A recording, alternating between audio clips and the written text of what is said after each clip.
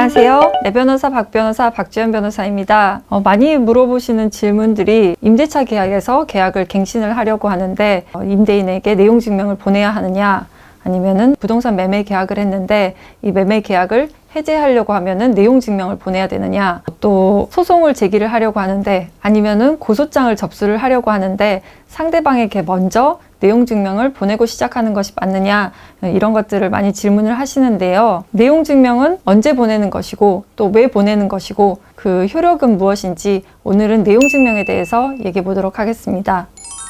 내용 증명은 쉽게 말하면은 받는 사람에게 보내는 편지입니다. 그 편지의 내용과 그 편지를 보낸 날짜를 우체국이 증명을 해주는 것입니다. 예를 들어서 아파트 매매 계약을 했는데 매수인이 계약금을 지급하고 중도금 지급 기일에 중도금을 지급을 하지 않으면 이 매도인은 이 계약을 해제를 할 수가 있는데요. 매매 계약은 자동적으로 해제가 되는 것은 아니고 상대방에게 해제의 의사표시가 있어야 합니다. 그럼 그 의사표시를 어떻게 하느냐?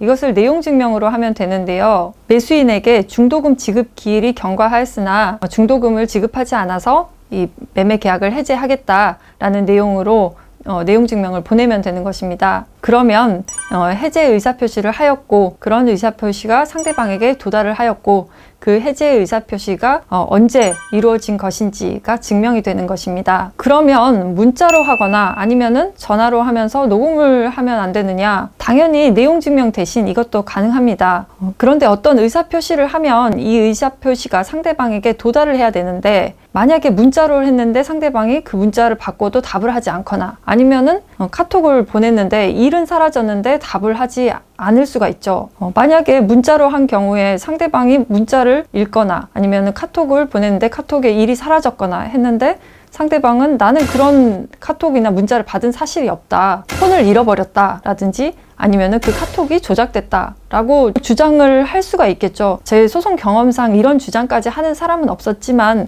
불가능한 주장도 아니기 때문에 이런 경우를 대비를 해서 내용 증명을 보내놓는 것입니다. 내용 증명에 대해서 많이 오해하시는 것 중에 하나가 내용 증명을 보내놓으면은 그 내용 증명 안에 있는 내용들이 전부 다 증명이 된다고 생각을 하시는데요. 예를 들어서 내용 증명에 너가 나를 폭행을 했기 때문에 나는 너에게 위자료와 치료비 얼마를 청구를 한다 라고 했을 때 내가 상대방에게 이런 청구를 한 사실 자체는 내용 증명을 통해서 증명이 되는 것이 맞지만 그 안에 있는 내용, 내가 상대방을 정말 폭행을 했는지에 대한 사실 자체는 증명이 되지 않는다는 것이죠. 누구나 자신의 주장을 써서 내용 증명을 보낼 수는 있겠죠. 그런 주장이 상대방에게 표시가 됐고 상대방이 그런 내용을 인지했다라는 점이 증명이 되는 것이지 그 안에 써져 있는 내용 자체가 증명이 되는 것은 아닙니다. 예를 들어서 폭행 사실은 폭행 사실에 대한 증거로 증명을 해야겠죠. 사진이라든지 아니면은 현장 영상이라든지 그런 것들로 증명이 돼야겠죠. 또 오해하는 것 중 하나가 고소장을 접수하거나 아니면 상대방에 대해서 소송을 제기하기 전에 반드시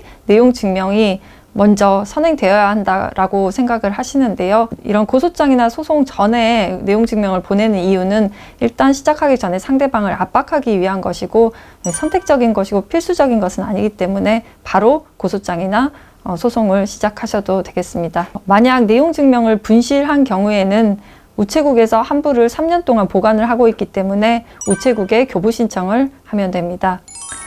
오늘은 내용 증명에 대해서 알아보았습니다. 내용 증명은 소송에서 증거로 많이 제출되고 있기 때문에 내가 상대방에게 어떤 의사표시를 했고 언제 의사표시를 했는지를 증명하려고 하면 내용 증명을 적극적으로 활용하시면 좋겠습니다. 그럼 다음 영상에서 뵙겠습니다. 감사합니다.